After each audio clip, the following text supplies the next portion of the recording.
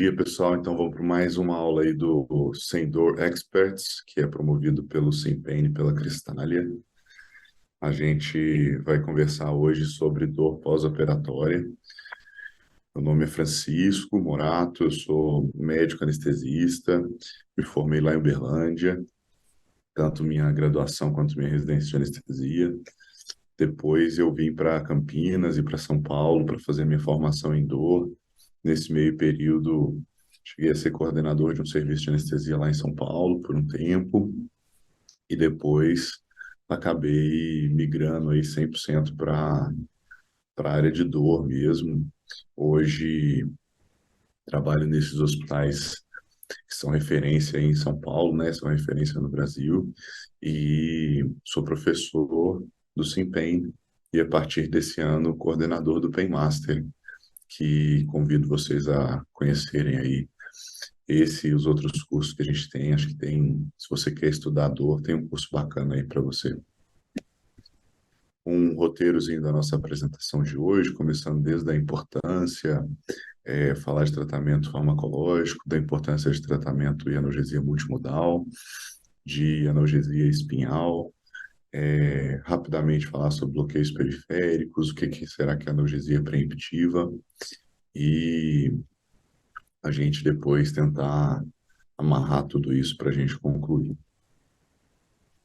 Então, antes de mais nada, falar da importância e não tem como a gente diminuir a importância de dor aguda, né? A dor aguda pós-operatória, ela é super comum, é uma manifestação, uma reação fisiológica complexa ao dano tecidual, ou a manipulação tecidual, nem sempre tem dano, né, real. Isso é uma manifestação de respostas autonômicas, psicossociais, comportamentais, que resultam em experiências sensoriais, emocionais desagradáveis e indesejadas, que são particulares de cada paciente. Então, uma interação aí entre sistema nervoso autonômico, comportamento, psicossocial, além da questão nociceptiva propriamente dita, né? E tudo isso gera uma percepção sensorial e emocional que é desagradável. Quando a gente está falando de dor pós-operatória, o evento desencadeante principal é um dano tecidual, e isso leva à ativação de neurônios do sistema nervoso periférico, que leva à ativação de neurônios do sistema nervoso central, que, por fim, chegam ao córtex com a percepção consciente de dor. Mas vale lembrar que o dano tecidual nem sempre é o primeiro fator aí nessa cascata, né? Muitas vezes o paciente ele já tem dor antes, por outros motivos, ou até pelo próprio motivo que está levando à cirurgia, por exemplo, o paciente que tem câncer. E nesse mesmo exemplo, ele também tem sofrimento relacionado com aquela dor, né? Ele não tem só dor nociceptiva. Bom, a dor pós-operatória é uma coisa que era até pouco tempo menosprezada, né? Até recentemente, cirurgiões, anestesiologistas não reconheciam a importância de dor pós-operatória, mas essa entidade, né, a dor pós-operatória, virou a mesa e hoje o controle da dor é considerado um cuidado mandatório com parte da assistência pós-operatória. Tá? Uma abordagem multimodal no manejo da dor pós-operatória, em esforço para melhorar a qualidade de vida, melhorar a capacidade funcional, melhorar a autonomia para as atividades do dia a dia, reduzir a morbidade psicológica e emocional é fundamental quando a gente vai cuidar do paciente no pós-operatório. Isso geralmente é função do anestesista, né? A criação de equipes de serviço de manejo da dor aguda pós-operatória faz com que esse serviço seja mais consistente, que ele seja mais longitudinal também. Quando fica só na mão do anestesista que conduziu aquele caso, muitas vezes isso se perde no pós-operatório imediato.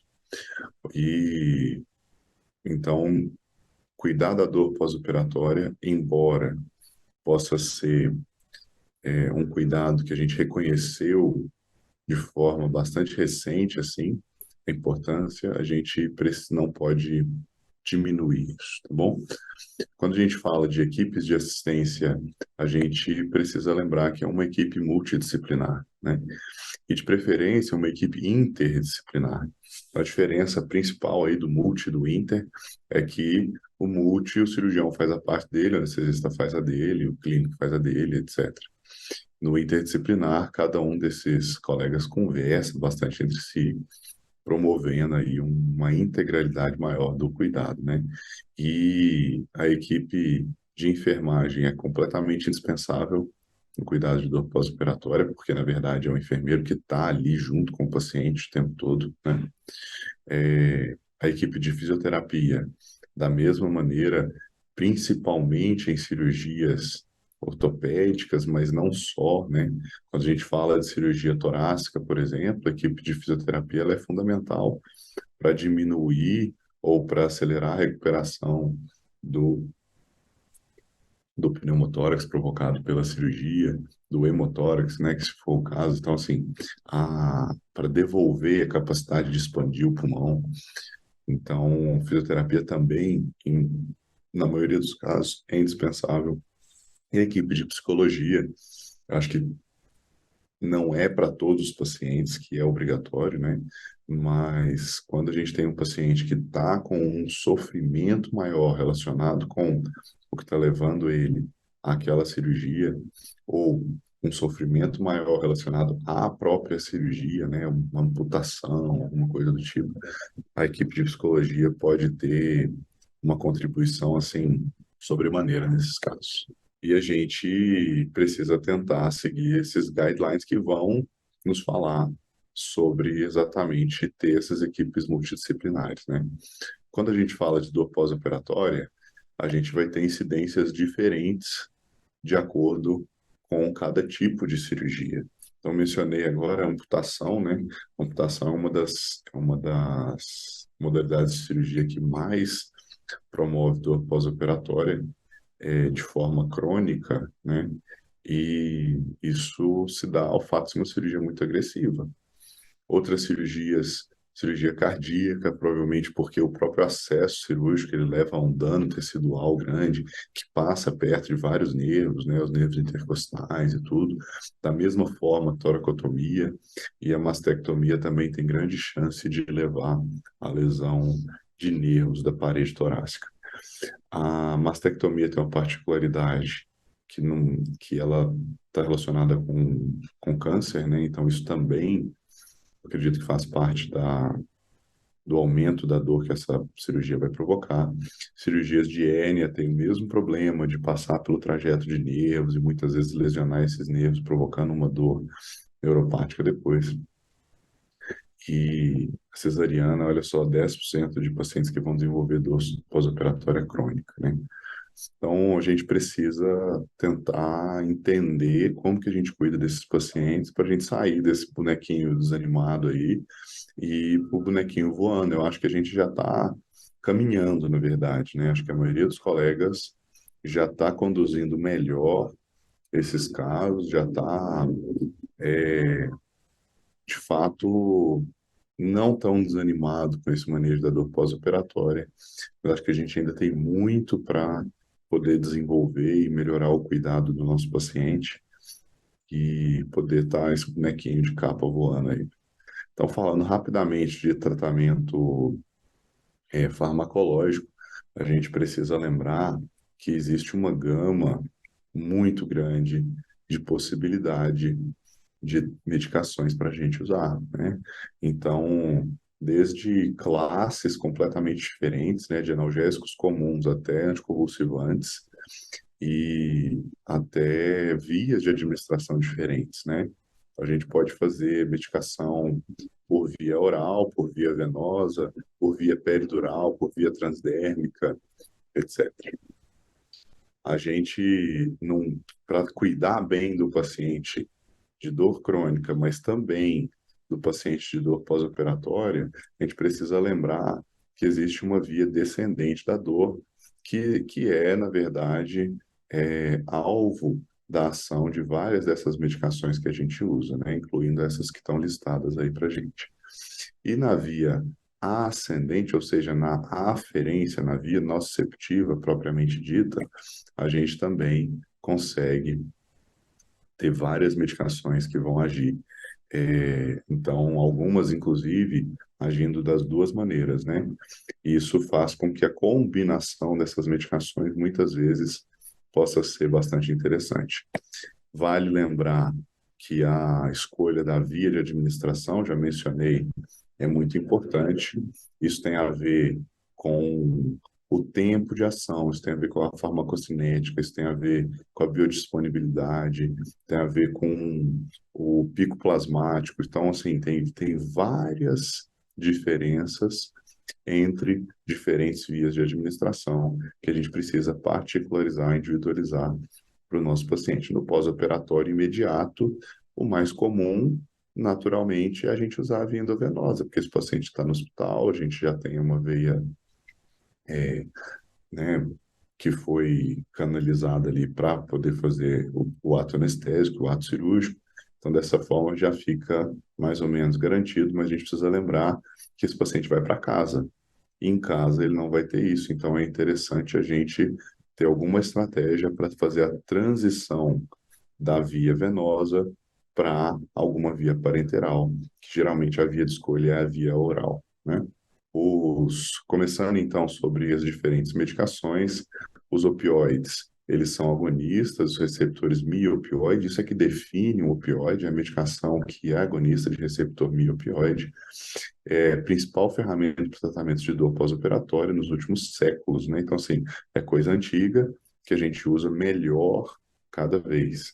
Então, a opioide, de novo, é a principal ferramenta para o tratamento de dor pós-operatória aguda, tá? Quando a gente está falando de dor crônica, o uso dos opioides, ele fica, a gente precisa pormenorizar mais, mas quando a gente está falando de dor aguda, o uso de opioide, ele precisa ser bem empregado, tá bom? Isso quer dizer usar de forma muito liberal? É claro que não, né? A gente não vai dar alta para o paciente com uma prescrição ali de uma infinidade de comprimidos de opioide para ele levar para casa. Mas enquanto ele está no hospital, a gente tem um manejo bom. Enquanto ele vai para casa e ainda tem necessidade de um analgésico mais potente, a gente pode fazer isso quando o paciente tem dor pós-operatória aguda, tá bom? Eles, é, eles agem diretamente nesses sistemas analgésicos endógenos. Então, talvez por isso que tem uma potência bastante interessante nesses casos de dor pós-operatória. Quais que são os principais efeitos colaterais dos opioides? Então, vamos lá. Náusea e vômito pós-operatório. Isso se deve... Náusea e vômito pós-operatório não é só por causa do opioide que o anestesista fez, mas também, em uma grande parcela dos casos, é uma combinação do ato cirúrgico com o ato anestésico. Dentro das medicações, o opioide deve ser um dos principais culpados mesmo, né? Mas lembrar que a resposta neuroendócrina metabólica ao trauma também leva a náusea e vômito pós-operatório, e a manipulação do trato gastrointestinal pode ser um fator muito importante quando isso acontece, tá? O opioide, ele, como a gente já sabe, todos eles, né, provocam constipação, podem provocar retenção urinária e prurido. Isso no pós-operatório pode ser bastante complicado. A gente precisa, de novo, ter estratégias para manejar. Esses efeitos colaterais, eles são, vamos dizer, menos graves, né? A sedação e a depressão respiratória são potencialmente mais graves. Mas lembrar que constipação, o íleo paralítico, para um paciente que está saindo de uma cirurgia de grande porte, pode ser uma complicação um pouco mais difícil de manejar também, um pouco mais indesejável, né? Que a gente vai precisar evitar. E aí cabe ou fazer um tratamento, às vezes até profilático de algumas dessas condições, tatear as doses dos opioides para a gente evitar excesso da medicação e usar estratégias que a gente vai conversar à frente de medicações adjuvantes ou outras estratégias de analgesia que não são opioide é, venoso ou parenteral. Uma das outras complicações é hiperalgesia induzida pelos opioides. Tá? Quando a gente fala de hiperalgesia induzida pelo opioide, é paradoxal e, por definição, é isso mesmo, né? É um aumento paradoxal da sensibilidade à dor. Eu estou dando um analgésico potente e, ao longo dos dias, ao longo do decorrer ali do tratamento desse paciente, ele desenvolve um aumento da sensibilidade à dor. E isso tem uma correlação com as doses que são feitas no intraoperatório, e, além disso, uma coisa que a gente precisa lembrar é que quando a gente suspeita de hiperagesia induzida por opioide, a gente precisa diminuir a dose e tentar trocar o opioide. Pode ser uma estratégia também. Diminuir a dose do opioide, que é o principal agente farmacológico que a gente está usando para tratar a dor desse paciente. Enquanto ele ainda está com bastante dor, é complexo, né? Mas quando é um quadro de hiperalgesia induzida por opioide, é a melhor estratégia, tá bom? Outra coisa que pode nos ajudar a cuidar, a tratar e a prevenir é o uso de adjuvantes. Tá bom, falando de necessidade de monitorização aí para enquanto o paciente está em uso de opioide, talvez a principal questão seja a sedação e a obstrução de via aérea, né? Então, o opioide, ele contribui para as duas coisas. Ele diminui o drive respiratório, ele pode sedar o paciente, principalmente em doses maiores. Sozinho, o opioide tem menos efeito sedativo do que outras medicações, né? Mas ele também tem efeito sedativo e ele vai relaxar toda a musculatura da orofaringe e pode provocar uma situação de apneia obstrutiva ali, né? Isso a gente vai entender que pacientes que já têm ronco, já têm obesidade, já têm sonolência diurna, são pacientes que têm maior risco de fazer essa obstrução de via aérea e, portanto, precisam estar monitorizados durante o uso pós-operatório dos opioides, tá bom? A depressão respiratória, ela é diferente. Então, ó, quando eu falo da apneia, eu estou me preocupando com essa obstrução da via aérea. O paciente tem drive, né?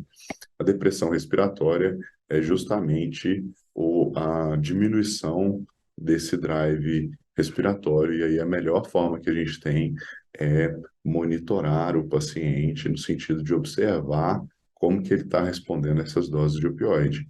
Ele mantém alerta e tranquilo, ele está agitado porque ele está com dor, ele está ansioso, ele está em delírio, né, que às vezes nem tem a ver com esse uso do opioide diretamente, mas está acontecendo junto. Ele está sedado, mas discretamente sedado, a hora que a gente chama, ele responde.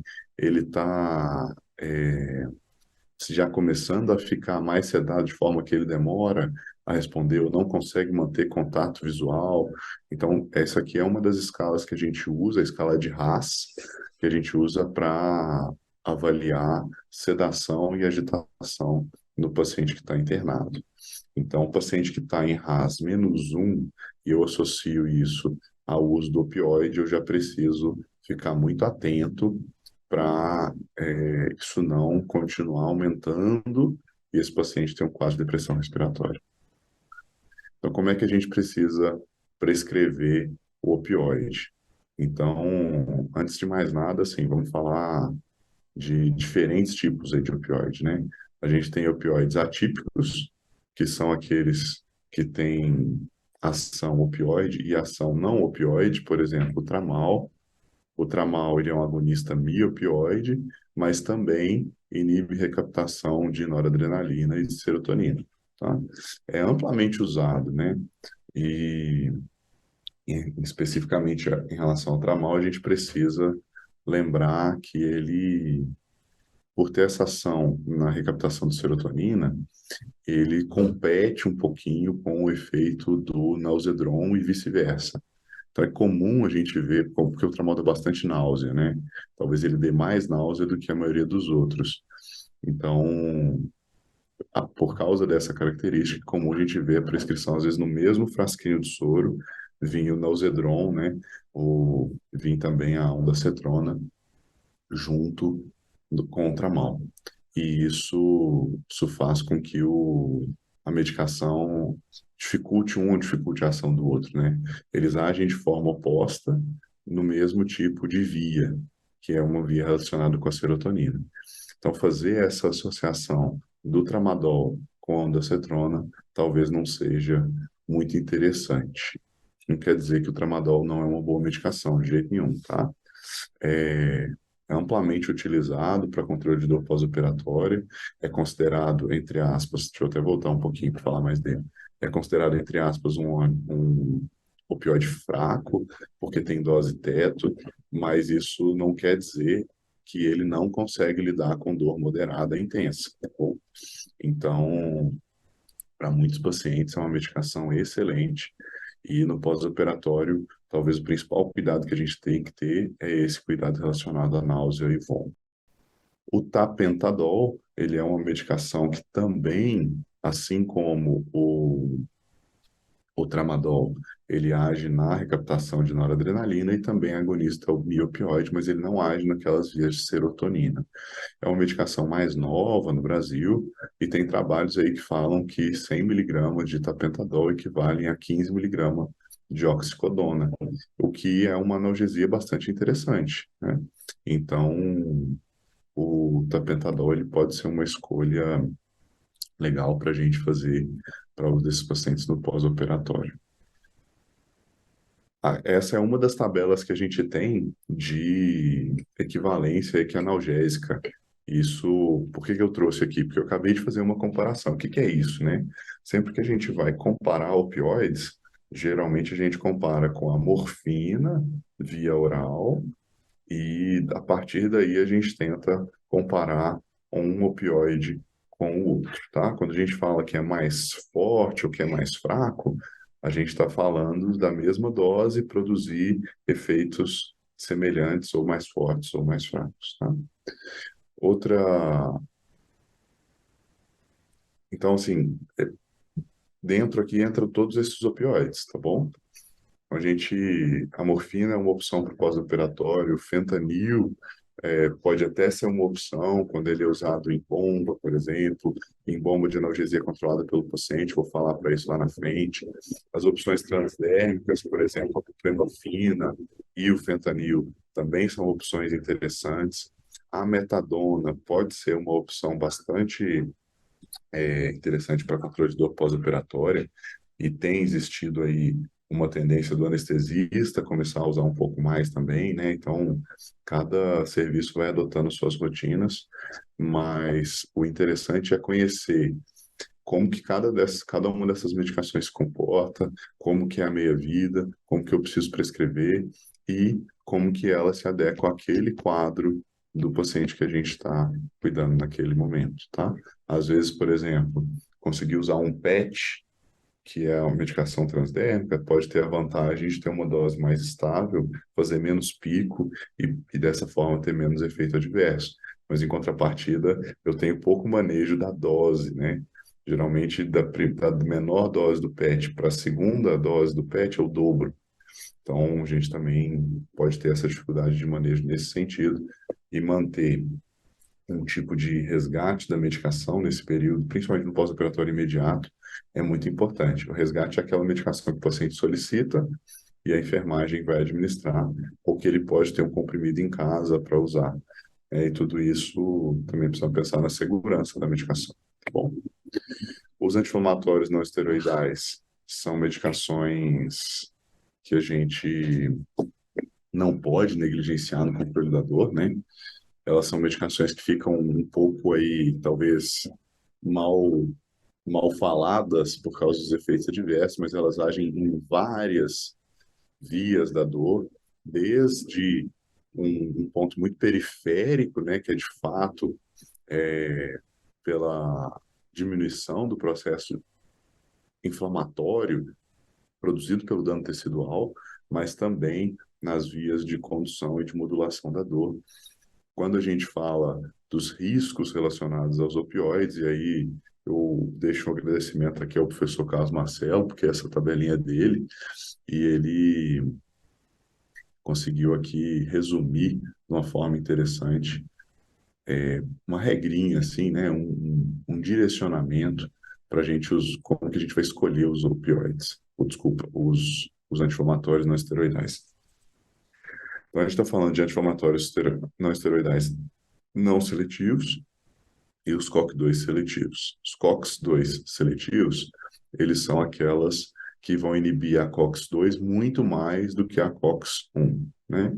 A COX-2, em teoria, ela é uma enzima muito mais presente durante a inflamação e que teria menos importância no indivíduo que não está passando que não está com essa cascata de inflamação ativada, né? Então, pensando no controle da dor faz mais sentido. O problema é que nos rins a gente tem COX-2 independente de ter inflamação ou não, então ela é constitucional lá, e isso faz com que o paciente que é nefropata, né, a gente precise evitar aí essas medicações que são COX-2 seletivas, assim como as que são COX, que não são seletivas, tá bom? O trato gastrointestinal da mesma maneira, então é, ele pode, desculpa, o trato gastrointestinal ao contrário, né? Então, como no trato gastrointestinal COX-2 ela não aparece de forma constitucional, faz muito sentido eu evitar aquele AINE que não é seletivo e dar preferência para o que é COX-2 seletivo. E eu posso até associar ele a um inibidor de bomba de próton, por exemplo, para diminuir a qualquer tipo de agressão que essa medicação possa causar no trato gastrointestinal. E outra questão é relacionada a doenças cardiovasculares, né? Então, algumas medicações dessa classe dos COX-2 seletivos foram relacionadas aí com aumento de risco cardiovascular, em especial em pacientes que já eram cardiopatas. Então, por esse motivo, a gente evita, né? Quando a gente combina essas patologias, o paciente que cardiopata e nefropata e tem um risco aumentado para uma úlcera gástrica, por exemplo, a gente fica bastante restrito, né? E aí talvez, se a gente for usar, seria usar um COX-2 não seletivo junto, desculpa, um anti-inflamatório não seletivo junto com o inibidor de bomba de próton. Mas aí tem que pesar muito o risco-benefício que a gente está expondo o paciente. Os analgésicos comuns, né? Aí entra paracetamol e a dipirona, eles têm, inclusive, algum nível de efeito anti-inflamatório naquelas enzimas ciclooxigenases também, mas eles agem até em receptores canabidiois aí, no sistema nervoso central, né? Desculpa, receptores canabinoides no sistema nervoso central. A gente, de novo, não deve menosprezar aí essas medicações, e elas precisam entrar na nossa prescrição, porque quando a gente faz o uso, de novo, em vários pontos dessa via, né, a gente age de forma multimodal, a gente vai ter um efeito terapêutico melhor, com menos riscos de efeitos adversos relacionados a cada droga, e elas não têm, essas drogas que a gente apresentou até agora, grande taxa de interação medicamentosa, né, que é um risco que a gente precisa pensar quando a gente vai associando as medicações. O paracetamol, lá fora, principalmente nos Estados Unidos, tudo ele é mais usado do que a dipirona, porque lá eles não usam a dipirona. E aqui, muitas vezes, a gente dá preferência para a dipirona, mas as duas medicações podem ser usadas, e as duas medicações a gente precisa saber usar, porque não é raro chegar um paciente que tem alergia a uma das duas coisas, tá bom? A dipirona da mesma maneira, então é a primeira vez que, para mim, quando vou estudar e tudo aparece lá COX-3, né? Mas existe também, está mais presente no sistema nervoso central. Então, ela age tanto na aferência, inibindo as vias aferentes, mas também agindo nas vias descendentes que modulam a dor. além de ser os dois, né, tanto a dipirona quanto o paracetamol serem antipiréticos também. Os gabapentinoides, eles são outra classe, e quando eu falo de gabapentinoide, a gente já está entrando em anticonvulsivantes. Eles são uma classe dos anticonvulsivantes que reduz o influxo de cálcio no neurônio e diminui a probabilidade de despolarização. Dessa forma, estabiliza a membrana, né? Eles não são metabolizados no fígado, que é uma vantagem. Eles têm pouca, para os pacientes que vão ter algum tipo de insuficiência hepática, né? Eles têm poucas interações medicamentosas, talvez também por não serem metabolizados no fígado, e aumentam o efeito depressivo do sistema nervoso central. Então, quando eu estou com um paciente que já tem maior risco de fazer uma depressão respiratória, eu preciso cuidar melhor dessa prescrição e às vezes até suspender o uso de alguma dessas medicações que eu tiver começado, tá bom? São medicações secretadas pelos rins, que significa que o paciente com insuficiência renal eu também preciso observar melhor aí, talvez evitar o uso. Os gabapentinoides são basicamente a pregabalina e a gabapentina, e talvez a diferença mais palpável que a gente tem na literatura dos dois é que a pregabalina tem uma absorção, por via oral, uma absorção linear a proporção, tem uma taxa de absorção linear dentro das doses terapêuticas. O que eu quero dizer? Que quando eu dobro a dose que o paciente toma dentro das doses terapêuticas, ele dobra a absorção, ele dobra a quantidade que ele está absorvendo. A gabapentina não. Então vejam que a gabapentina, a curva dela de absorção aqui, ela é mais uma parábola, né? Então conforme eu vou aumentando a dose que está dando para o paciente, a taxa de absorção vai diminuindo e dessa forma a previsibilidade do efeito é um pouco menor. Não quer dizer que a medicação é pior, tá bom? Mas é interessante a gente saber isso, porque quando eu dobrar a dose, não necessariamente eu vou dobrar o efeito terapêutico. Com a pregabalina, a gente fica um pouco mais próximo disso, tá bom? Para dor pós-operatória, a gente tem evidência de que pode ser usado, de que é interessante, em especial alguns tipos de cirurgia, né? Dentre elas, cirurgias ortopédicas de maior porte, por exemplo, a artroplastia de joelho, e o uso pré-operatório, inclusive, ele pode ser discutido, tem trabalhos que advogam que esse uso pode diminuir a dor no pós-operatório, tá bom? Apesar de serem medicações classicamente prescritas para o tratamento da dor neuropática. Os agonistas NMDA, eles são medicações que agem em receptores que respondem, né, ao N-metil aspartato, e dentre eles a ketamina, memantina, dextrometorphan, que é uma medicação que eu não conheço, e o magnésio. A metadona também pode ter algum tipo de efeito aí em receptores NMDA.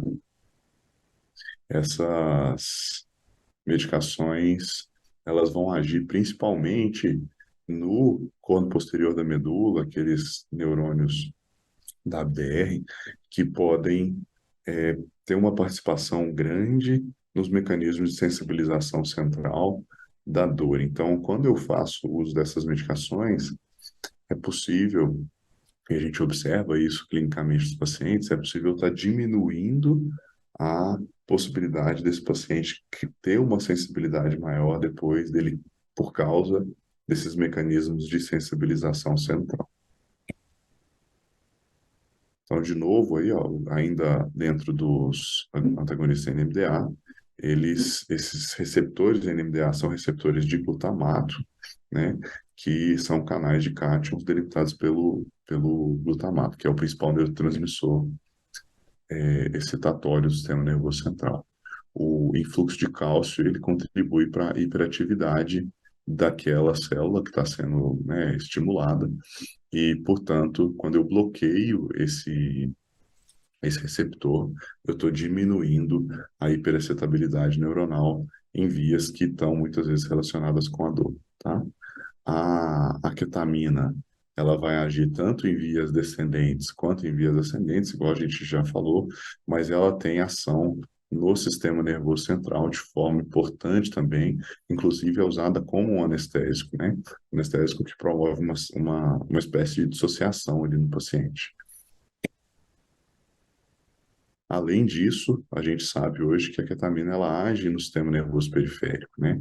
Ela age nos receptores, na transdução e na transmissão dessa nocicepção também.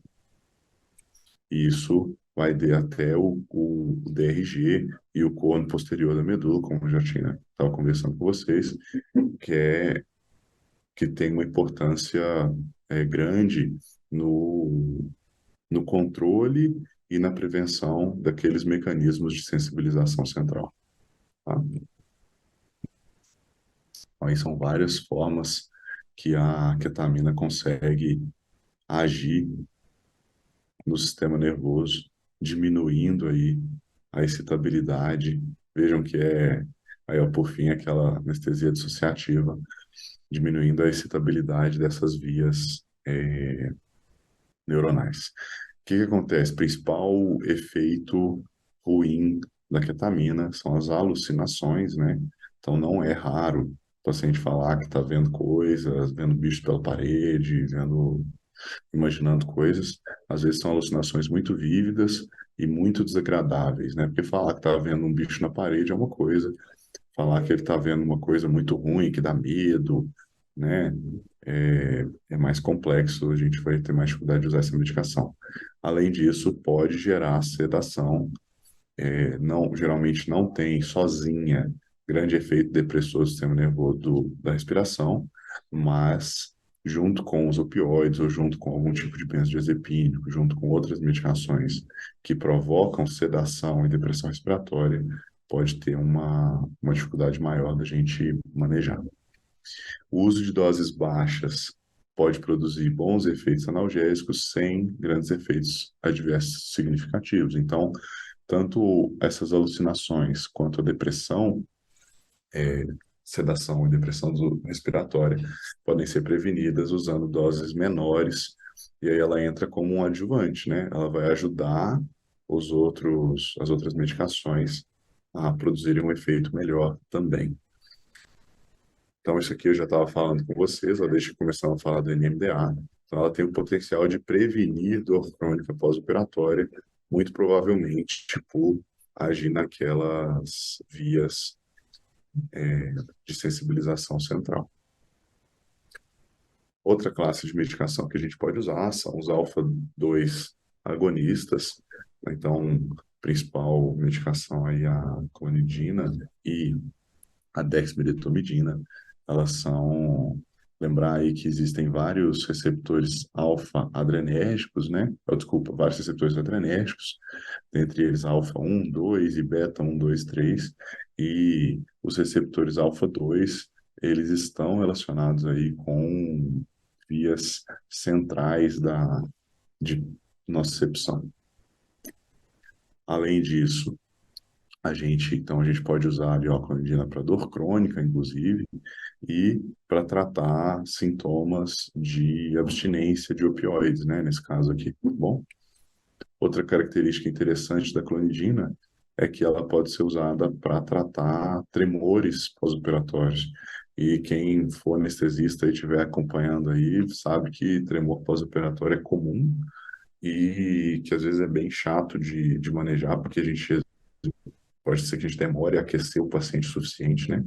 Enquanto ele está com tremores pós-operatórios, ele está com risco aumentado até de infarto, né? Porque isso gera todo o estresse no corpo que, que aumenta, que ativa o sistema nervoso simpático, etc.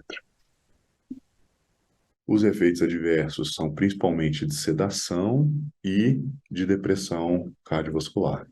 Depressão cardiovascular, principalmente hipotensão e bradicardia, tá bom?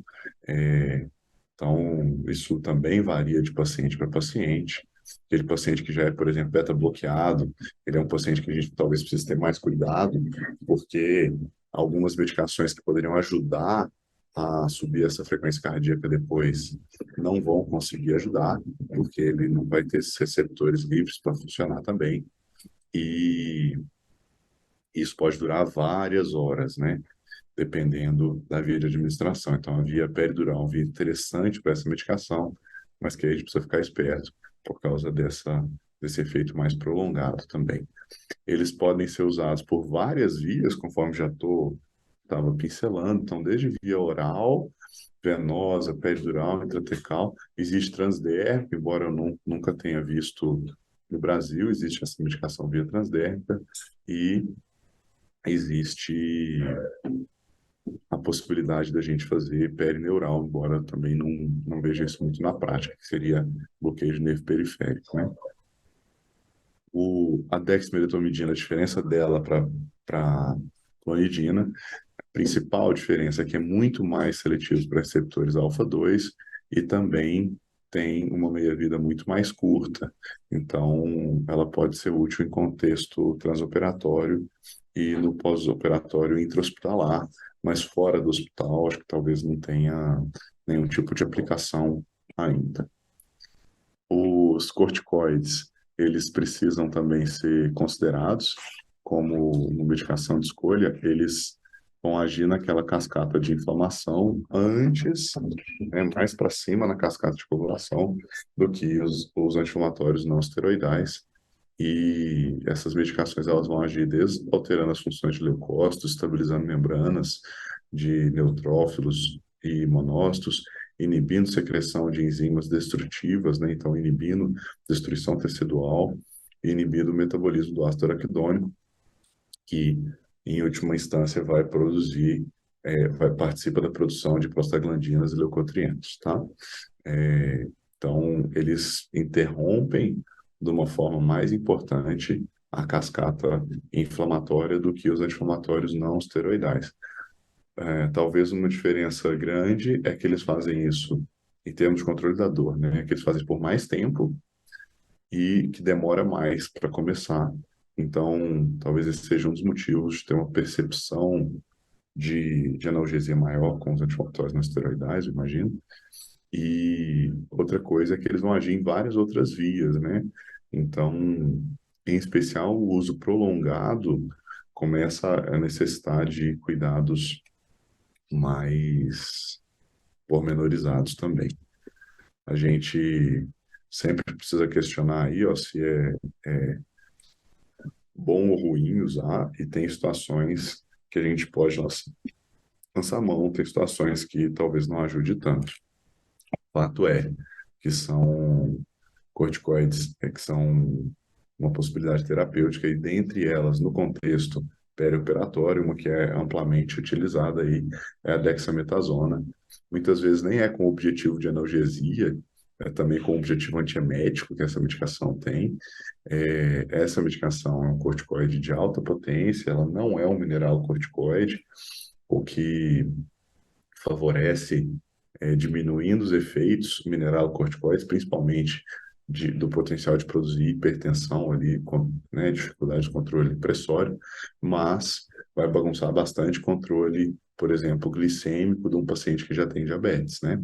Podendo, inclusive, produzir hiperglicemia do paciente não diabético. Para cirurgias com grande dano tecidual, pode ser bastante interessante da gente usar. O uso pré-operatório da dexametasona também é uma opção, e aí são uma sugestão de dose que está prevista aí na literatura para a gente usar. Via venosa, que pode ser feito, isso poderia diminuir a necessidade de analgésicos ou de antieméticos no pós-operatório imediato. Por que usar pré-operatório faz muito sentido? Porque essa medicação ela demora, ela depende até de transcrição gênica, né, para fazer efeito, então demora para iniciar o seu efeito. E quando eu começo antes, eu estou tendo já o pico de efeito no intraoperatório, e aí a gente consegue um melhor controle, a gente espera um melhor controle pós-operatório da dor.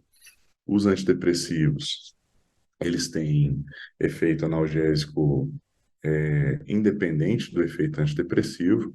Então, quando a gente fala de antidepressivo para tratamento da dor, eu não estou falando só de tratar a depressão do paciente que tem dor, mas eu estou falando também de tratar a dor do paciente que tem dor, tá? É, mas são mais interessantes quando o paciente ele tem uma depressão associada, né? O potencial de ajudar é maior. Seja essa depressão pregressa, né? Seja essa depressão anterior àquele quadro de dor, seja essa depressão causada pelo quadro de dor. Isso não muda tanto na nossa indicação da medicação. A gente tem classes diferentes, dentre elas os tricíclicos, que têm atividade de várias maneiras, né? O nome tricíclico, às vezes a gente confunde, porque tem os duais, né? Os duais têm dois tipos de ação. Às vezes a gente pensa que tricíclico tem três tipos de ação, mas na verdade é porque ele tem esses três anéis na fórmula química dele aí, tá bom? Por isso chama tricíclico. Então, tem atividade também em canais de sódio e o efeito principal é atribuído à inibição da recaptação de noradrenalina, embora ele tenha várias formas de ação aí. Os inibidores da recaptação de serotonina, os inibidores da recaptação de serotonina e noradrenalina, que são os conhecidos como duais, né? Eles não têm efeitos colinérgicos que os tricíclicos podem ter, e talvez tenham um perfil aí de aceitação, de efeito colateral muitas vezes mais interessante, mas os tricíclicos, eles podem ter um efeito melhor para o controle da dor. Bom, os canabinoides também podem ser usados, e aí aqui cabe essa...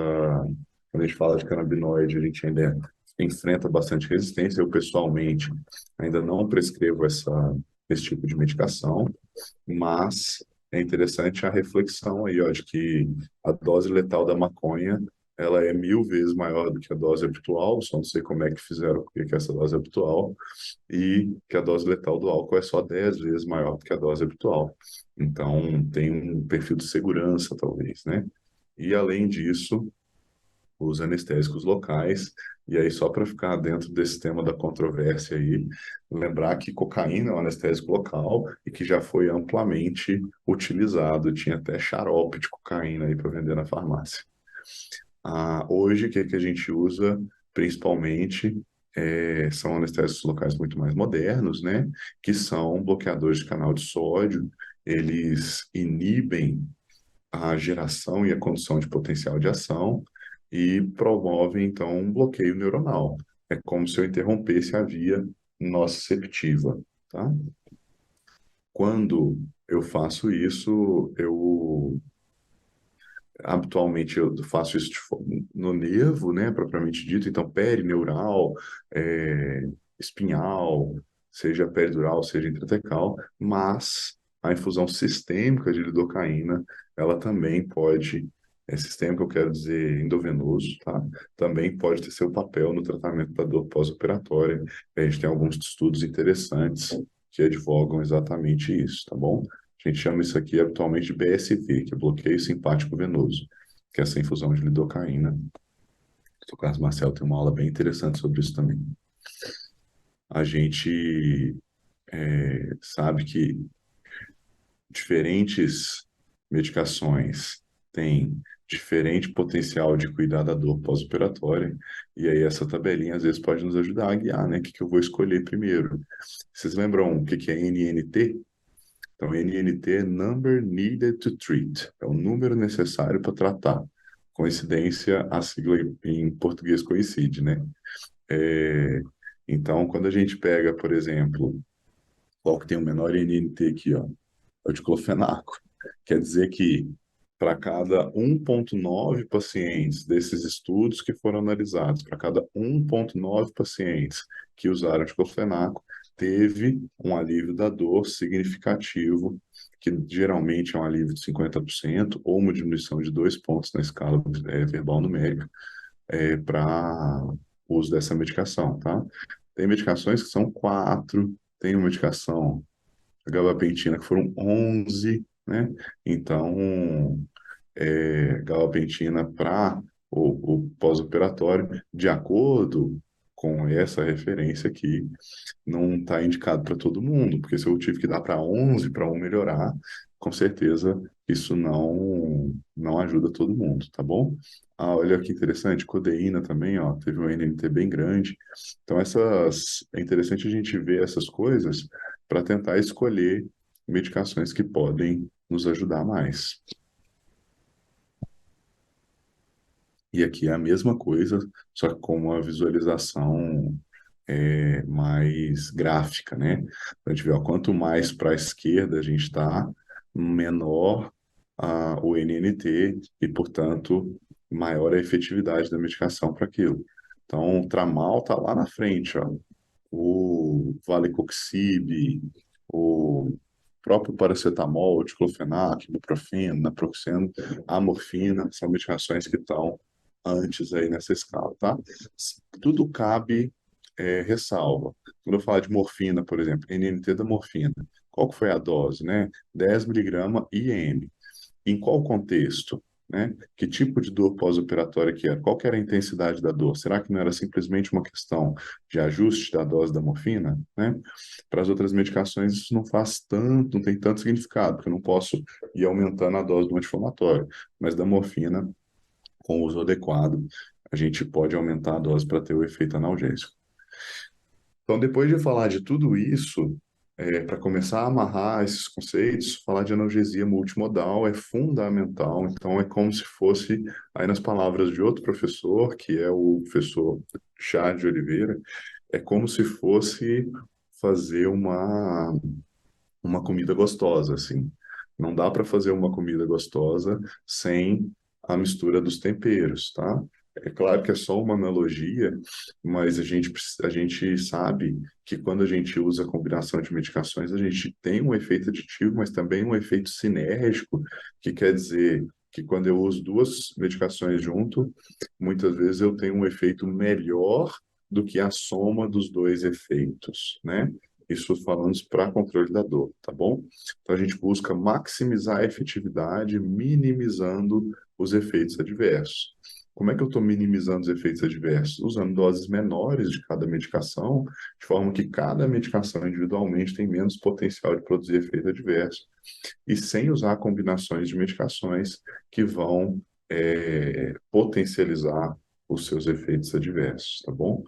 Isso exige uma abordagem muito personalizada e ajuda a gente trabalhar com os pacientes em que a gente não pode fazer bloqueios, que a gente já vou mencionar à frente, que é uma das opções preferidas, pelo menos assim, pessoalmente, para controle de dor pós-operatório, mas não sozinha, tá bom?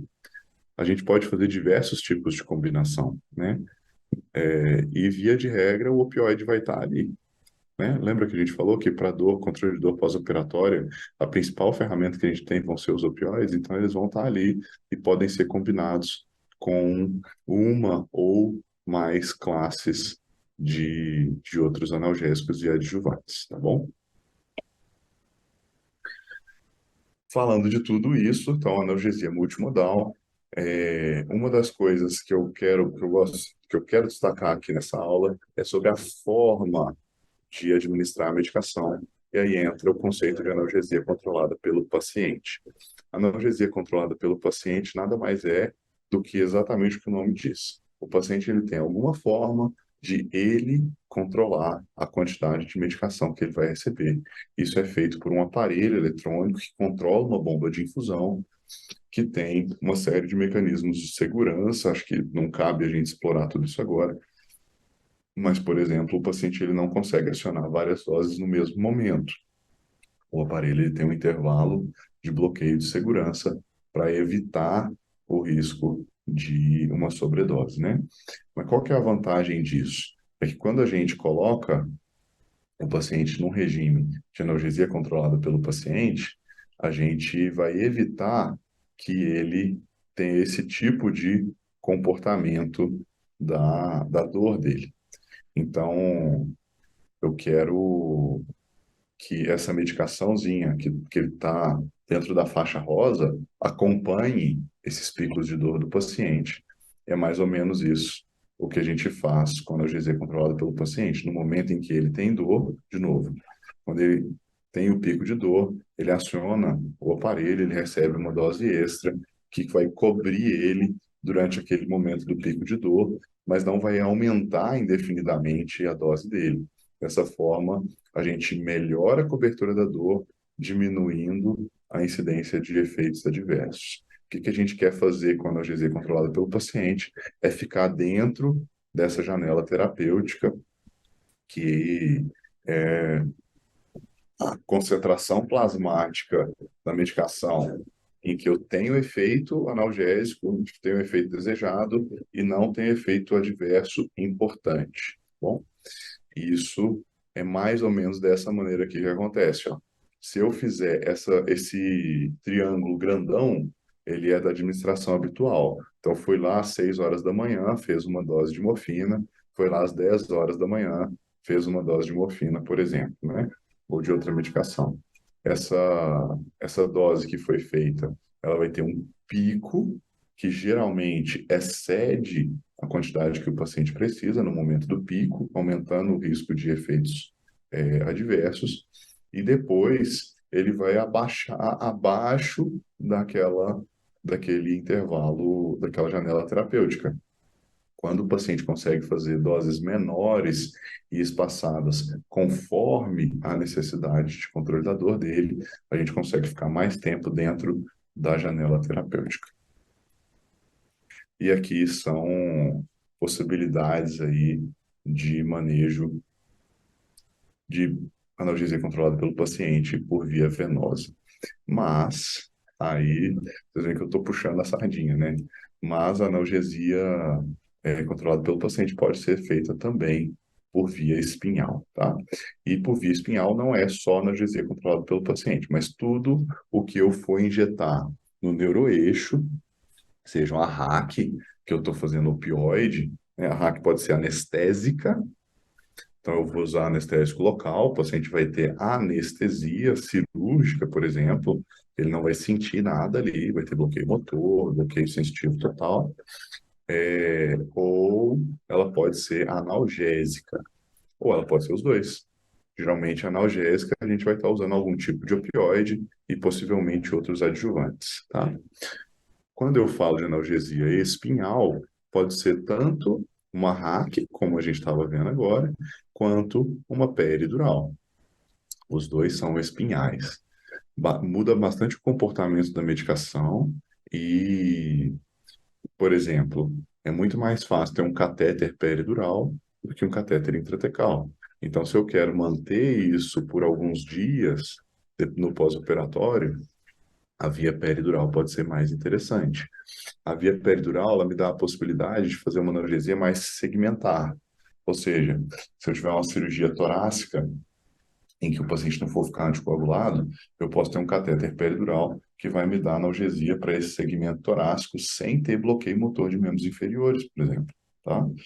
Quando eu faço uma hack e eu uso uma analgesia, uma hack mais analgésica, que eu faço morfina e tudo, eu vou ter um período de 12 até mais, né? Até mais 24, às vezes, horas, que eu vou ter efeito dessa analgesia, dependendo do que eu estiver usando, e depois eu não tenho mais.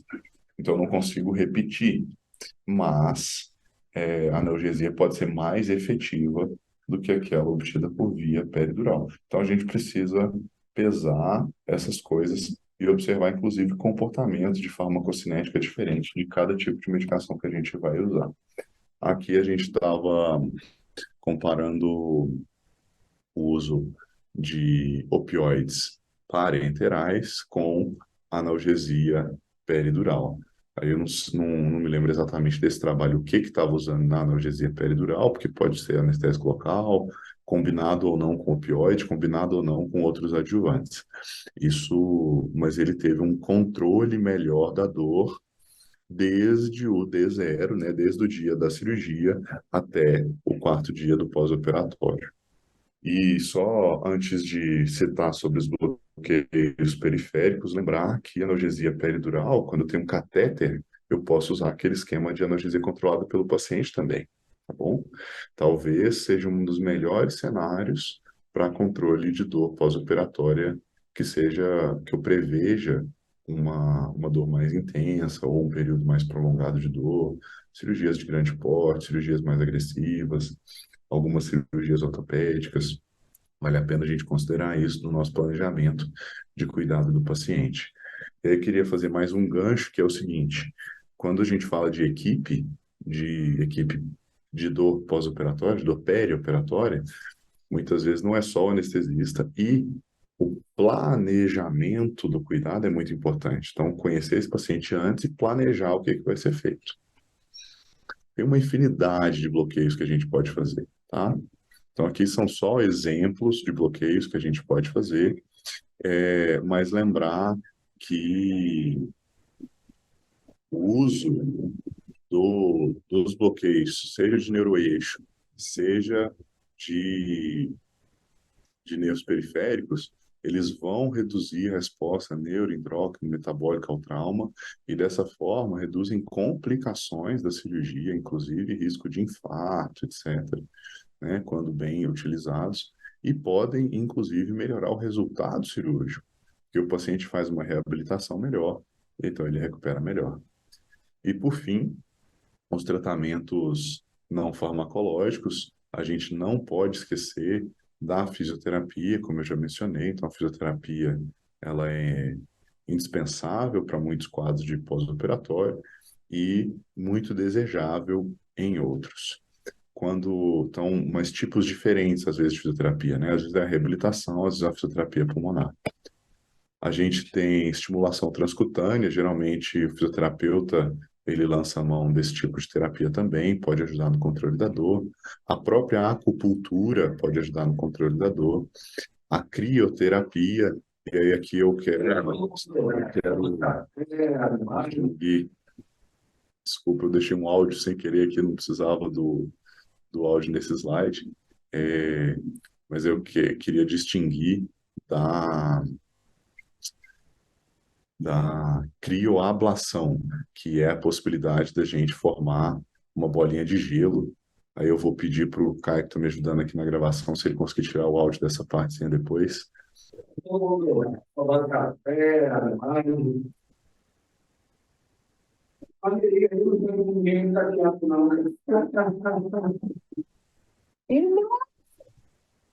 Então, aí vocês viram ali na formação, na pontinha daquele probe, a formação de uma bola de gelo, e a gente usa isso para congelar algum nervo. Isso é outra coisa que não é crioterapia, tá bom? Mas crioterapia para o uso pós-operatório pode ser muito corriqueiro e muito positivo.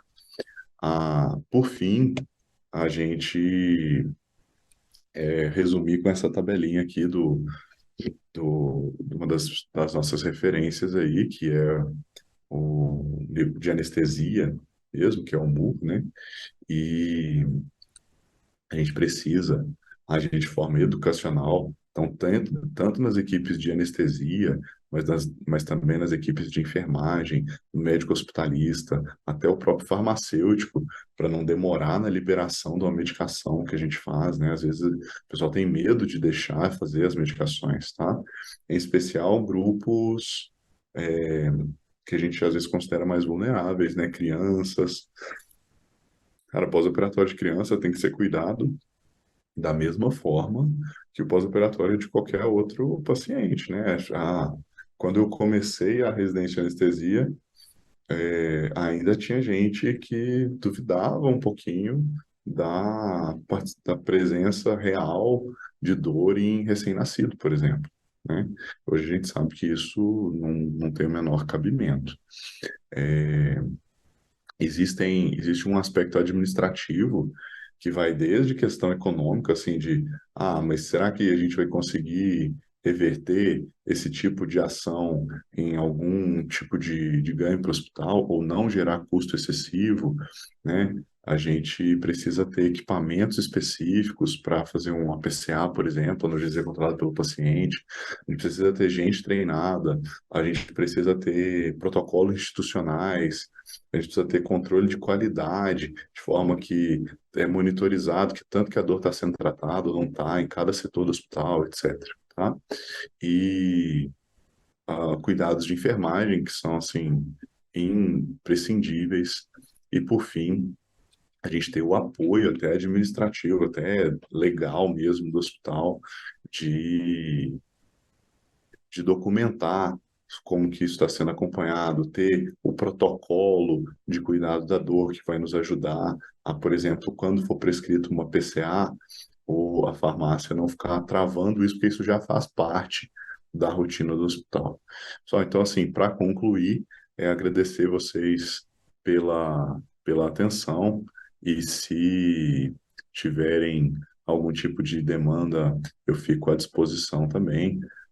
Quero convidar vocês a conhecerem aí as outras aulas que estão sendo divulgadas, que estão sendo produzidas nesse projeto e também aos outros projetos do SimPen que a gente faz parte. Muito obrigado, bom dia para vocês.